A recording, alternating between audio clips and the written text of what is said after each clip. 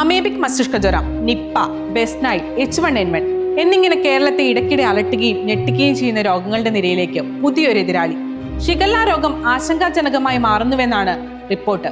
ഈ വർഷം മാത്രം 150-ലേറെ പേരെ ഈ രോഗം പിടികൂടി. മുതിർന്നവരെയും ബാധിക്കാമെങ്കിലും കുട്ടികളാണ് പ്രധാന ഇരകൾ.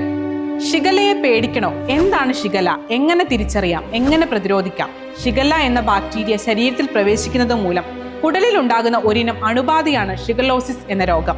കുടലിന്റെ ആവരണത്തെ ബാക്ടീരിയ ബാധിക്കുകയും അവിടെ തകരാറുകൾ സൃഷ്ടിക്കുകയും ചെയ്യുന്നതാണ് രോഗകാരണം.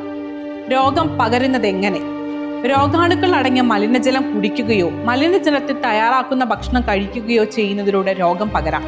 വ്യക്തിശുചിത്വം പാലിക്കാത്തത് വഴിയും രോഗബാധിതരുമായി നേരിട്ടുള്ള സമ്പർക്കത്തിലൂടെയും രോഗം മറ്റുള്ളവരിലേക്ക് എത്താം. ഈച്ചകളും രോഗം പരത്തും. രോഗലക്ഷണങ്ങൾ എന്തൊക്കെ? ബാക്ടീരിയ ശരീരത്തിൽ പ്രവേശിച്ച് 1-2 ദിവസത്തിനുള്ളിൽ രോഗലക്ഷണം പ്രകടമാകും. കടുത്ത പനിയോടുകൂടിയ വയറിളക്കം, മലത്തിൽ രക്തം, കഫം എന്നിവ കാണപ്പെടുക, കടുത്ത വയറുവേദന, വയറ്റിൽ കോച്ചിപ്പിടുത്തം, ഓക്കാനം, ഛർദി, കടുത്ത ക്ഷീണം, ശരീരവേദന, കൂടെ മലമൂത്ര വിസർജനം നടത്തണമെന്ന് തോന്നൽ, നിർജ്ജലീകരണം ഇതൊക്കെയാണ് രോഗലക്ഷണങ്ങൾ. ഷിഗല്ല എന്ന പേര് വന്ന വഴി. 1897 ജപ്പാനിൽ കടുത്ത വയറുവേദന, രക്തം കലർന്ന മലം തുടങ്ങിയ പ്രശ്നങ്ങളോടെ പകർച്ചവ്യാധി പടർന്നു പിടിച്ചു. സാധാരണ നൽകുന്ന ചികിത്സകളൊന്നും രോഗികൾക്ക് ഏൽക്കുന്നില്ല.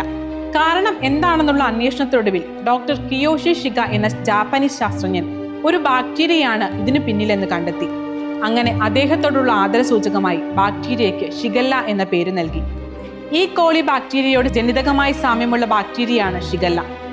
രോഗം വരാതിരിക്കാൻ ശ്രദ്ധിക്കേണ്ട കാര്യങ്ങൾ: ആഹാരം പാകം ചെയ്യുന്നതിനും ഭക്ഷണം കഴിക്കുന്നതിനും മുൻപും ടോയ്ലറ്റിൽ പോയതിനു ശേഷവും കൈകൾ സോപ്പും വെള്ളവും ഉപയോഗിച്ച് നന്നായി കഴുകുക. പഴകിയതും തുറന്നു വെച്ചതുമായ ഭക്ഷണം ഒഴിവാക്കുക. പഴങ്ങളും പച്ചക്കറികളും ശുദ്ധജലത്തിൽ കഴുകി ഉപയോഗിക്കുക. ഭക്ഷണം നന്നായി പാകം ചെയ്ത് ഉപയോഗിക്കുക. തിളപ്പിച്ചാറ്റിയ വെള്ളം മാത്രം കുടിക്കുക. തിളപ്പിച്ച വെള്ളത്തിന്റെ കൂടെ തിളപ്പിക്കാത്ത വെള്ളം ചേർത്ത് ഉപയോഗിക്കുന്നതും ശരിയായ രീതിയിൽ തിളപ്പിക്കാതെ കുടിക്കുന്നതും കൂടുതൽ അപകടകരമാണ്. രോഗലക്ഷണങ്ങളുള്ളവർ ഭക്ഷണം തയ്യാറാക്കുന്നത് ഒഴിവാക്കുക. രോഗലക്ഷണങ്ങൾ ഉള്ളവരുമായി സമ്പർക്കം കുറയ്ക്കുക. രോഗിക്ക് പ്രത്യേക ശുചിമുറി നൽകുക. രോഗി ഉപയോഗിച്ച സാധന സാമഗ്രികളുമായി സമ്പർക്കം പുലർത്താതിരിക്കുക. ഡയപ്പറുകൾ സുരക്ഷിതമായി കളയുക. പരിസര ശുചിത്വം പാലിക്കുക. തുറസായ സ്ഥലങ്ങളിൽ മലമൂത്ര വിസർജനം നടത്താതിരിക്കുക. ഓർക്കുക, രോഗം വരുന്നതിന് മുൻപേ ജാഗ്രത പാലിക്കുക. അതാണ് ഏറ്റവും നല്ല പ്രതിരോധം.